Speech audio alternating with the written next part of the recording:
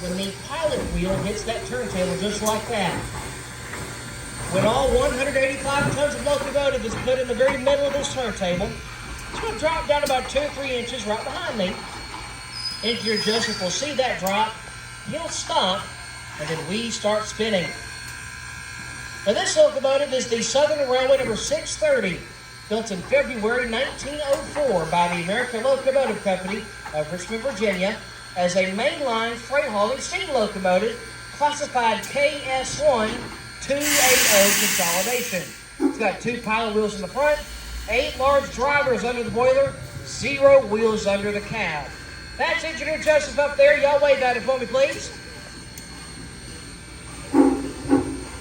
If you don't wave back, he's liable to leave us all here. Now, there were 393 of these locomotives built. Of those 393, only 2 are left.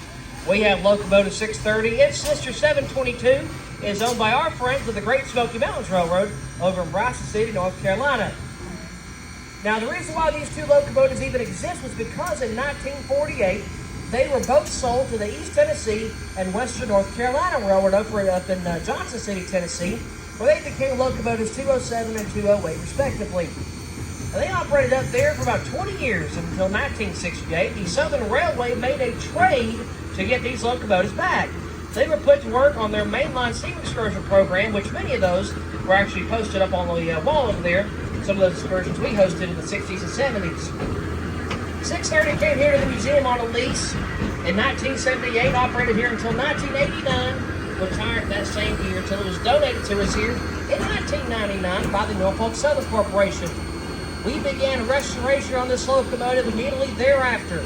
12 years and $750,000 later, this locomotive is finally now operating, has been since 2011.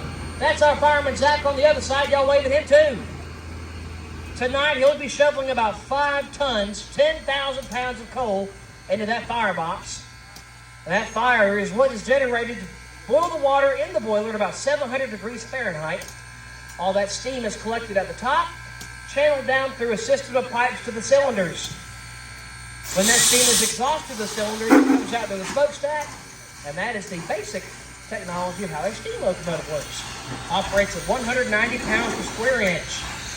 Folks, that's our 1916 turntable and our 1904 steam locomotive. How about that? Woo!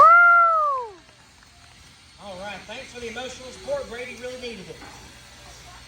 Now, folks, at this time, if you'd like to see how the locomotive gets coupled back up to the train, they're going to go all the way down to the very end of the train. Actually, it's going to be the very front now.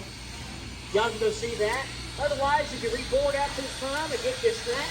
And if anybody has any questions, contact me. I'll answer anything you know. And I'm going to answer as soon as I'm through this. Let's go forward.